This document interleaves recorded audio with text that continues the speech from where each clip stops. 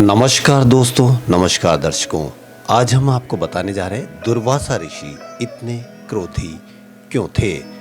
महापुराण के अनुसार ऋषि दुर्वासा के जन्म से जुड़ी एक कहानी इस प्रकार है।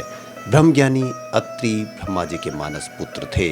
इनकी पत्नी का नाम अनसुईया था। इनकी कोई संतान नहीं थी।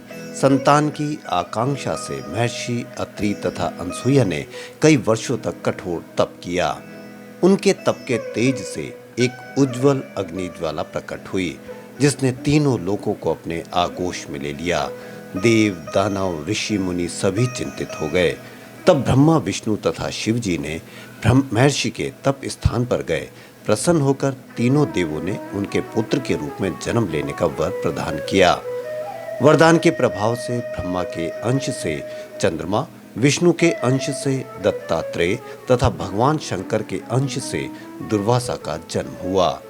भगवान शंकर के रुद्र रूप से महर्षि दुर्वासा प्रकट हुए थे, इसलिए उनका रूप अति रौद्र था। इसी कारण वे अति क्रोधी भी थे। जहाँ भोलेनाथ को प्रसन्न करना बेहद आसान माना जाता है, वहीं ऋषि दुर्वासा को प्रसन्न करना शायद सबसे मुश्किल काम है।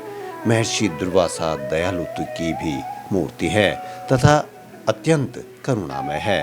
भक्तों का दुख दूर करना तथा रौद्र रूप धारण कर दुष्टों का दमन करना ही उनका स्वभाव रहा है। दुर्वासा के रूप में अवतार लेकर भगवान शंकर ने अनेक लीलाएं की है, जो अति प्रसिद्ध है। दुर्वासा ऋषि के आश्रम के निकट ही यमुना के दूसरे किनारे पर महाराजा अम्बरीश का राजभवन था। राजा अम्बरीश विष्णु के परम भक्त होने के साथ साथ बेहद न्यायप्रिय शासक थे। एक बार राजा अम्बरीश ने एकादशी का व्रत रखा। व्रत खोलते समय दुर्वासा ऋषि अम्बरीश के महल पहुंच गए। अम्बरीश ने उन्हें भोजन के लिए प्रार्थना की। ऋषि ने अम्बरीश से कहा कि वे स्नान के पश्चात ही भोजन ग्रहण करेंगे। जल्द लौटने की बात कहकर वे स्नान करने के लिए नदी पर चले गए। ऋषि दुर्वासा के इंतजार में काफी समय बीत गया। तब राजा अम्बरीश ने देवताओं का आह्वान किया, आहुति दी और कुछ भाग ऋषि के लिए अलग कर दिया। कुछ समय बाद दुर्वासा ऋषि वापस आए। उन्हें राजा द्वारा उनका इंतजार न करने पर बहुत क्रोध आया। क्रोध के आवेश में उन्होंने अपनी जटा निचोड़ी, कृत्या राक्षसी उत्पन्न की और उसे अम्बरीश पर आक्रमण करने का आदेश दे दिया। भगवान विष्णु ने भक्त रक्षा हेतु सुदर्शन चक्र प्रकट किया और राक्षसी का नाश किया। कृत्या का वध करने के बाद सुदर्शन चक्र ऋषि दुर्वासा का पीछा करने लगे। दुर्वासा जी लोको लोक में रक्षार्थ दौड़ते फिरे। शिव जी की शरण में पहुंचे। शिव जी ने विष्णु के पास भेजा।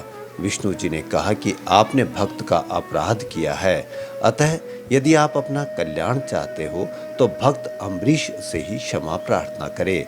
थक हार कर दुर्वासा जी अम्बरीश के पास पहुंचे और सुदर्शन चक्र को रोकने की प्रार्थना करने लगे। दयालु राजा ने ऋषि की प्रार्थना मान ली और सुदर्शन चक्र को वापस अपने स्थान में जाने को कहा।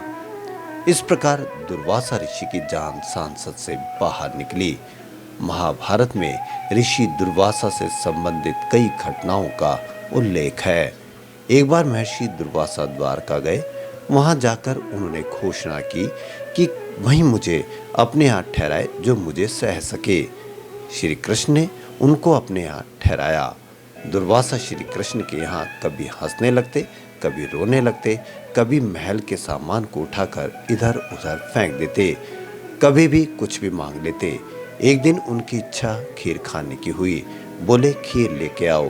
श्री कृष्ण ने तुरंत खीर उनके सम्मुख प्रस्तुत कर दी। महर्षि ने थोड़ी सी खीर खाई और बोले, कृष्ण तुम इस खीर को अपने शरीर पर लगा लो। श्री कृष्ण ने ऐसा ही किया। ऋषि ने पास खड़ी रुक्मणी देवी से कहा कि तुम भी ऐसा ही करो। फिर बोले, रथ मंगाओ। तुरंत रथ हाजिर कर दिया गया। महर्षि ने कहा कि रुक्मणी तुम रथ में घोड़े के स्थान पर जुत जाओ। खीर लिपटी, रुक्मणी रथ में जुत गई। महर्षि रथ में चाबुक लेकर बैठ गए। राजमार्ग पर रथ मुनि के इच्छा अनुसार चलने लगा। वे रास्ते में रुक्मणी पर चाबुक से वार भी करते रहे। वापस आने पर खीर से लिपटे श्री कृष्ण ने बिना क्रोध के नम्रता से कहा कि महर्षि प्रसन्न होइए। दुर्वासा लज्जा से पानी पानी हो गए। बोले, कृष्ण तुम धन्य हो, तुम्हारे बिना मेरा ऐसा आतिथ्य कौन स्वीकार करेगा। भला ऋषि दुर्वासा को क्रोधित करना जितना आसान है, उन्हें प्रसन्न करना उतना ही कठिन था। लेकिन पांडवों की माता कुंती ने अपने सेवा भाव से ऋषि दुर्वासा को प्रसन्न करने में सफलता हासिल की थी।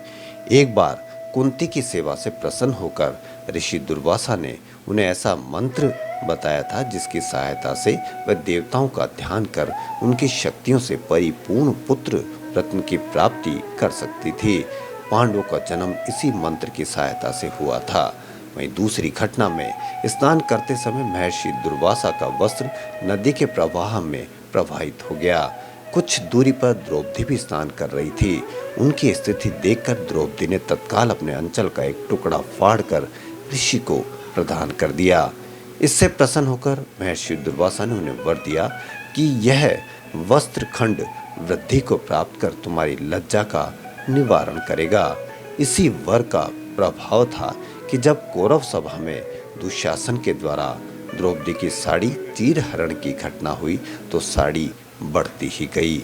वर के प्रभाव से द्रौपदी की लाज बच गई। महाभारत की एक अन्य घटना में दुर्वासा मुनि अपने 10,000 शिष्यों के साथ दुर्योधन के यहाँ पहुँचे। कूटनीतिक चाल के तहत कपटी दुर्योधन ने उन्हें प्रसन्न कर प्रार्थना की ऋषि युधिष्ठिर का भी आतिथ्य ग्रहण कर उन्हें भी कृतार्थ करे। पांडव उस समय अपना वनवास काट रहे थे, विभिन्न अवस्थाओं से जूझते रहे थे। पांडव इतने सारे ऋषि मुनियों का आतिथ्य सत्कार कर पाने में असमर्थ थे। जब मुनि अपने भक्तों को लेकर आश्रम पहुंचे, उस समय द्रौपदी भोजन कर चुकी थी और पांडवों के पास ऋषि के समक्ष प्रस्तुत करने के लिए अब कुछ भी बाकी नहीं था। पांडव घबरा जाते हैं कि ऋषि दुर्वासा को अब क्या खिलाएंगे। उन्हें उनकी क्रोध की भी चिंता हो गई कि वे कहीं श्राप ही न दे दे। ऋषि दुर्वासा पांडवों से कहते हैं कि वे शिष्यों के साथ स्नान के लिए नदी जा रहे हैं, तब तक भोजन का प्रबंध करके रखे। इस विकट स्थिति में द्रौपदी कृष्ण जी को मदद के लिए पुकारती है। कृष्ण जी तुरंत द्रौपदी की मदद के लिए आ जाते हैं। वे भी भूख लगने की बात कहते हैं और जो भी भोजन बच गया है उसकी मांग करते हैं। भोजन पात्र में सिर्फ कुछ चावल के कण ही चिपके होते हैं। कृष्ण जी बड़े प्रेम से भोजन के अंश को ग्रहण करते हैं। उनके इस अंश को ग्रहण करते ही ऋषि दुर्वासा तथा उनके हजारों शिष्यों के पेट भरे होने का एहसास आभास हो जाता है। कुछ भी ग्रहण करने की उनके पेट में स्थान नहीं रहता। अब उन्हें पांडवों द्वारा बनाए गए भोजन के अपमान का अंदेशा होने लगता है। अतः वे उनके पास वापस जाने के बजाय यात्रा पर आगे बढ़ जाते हैं। यदि आपको ये कहानी पसंद आई हो तो प्लीज़ हमारे वीडियो को लाइक करें, शेयर करें और हमारे चैनल को सब्सक्राइब करना न भूलें। धन्यवाद।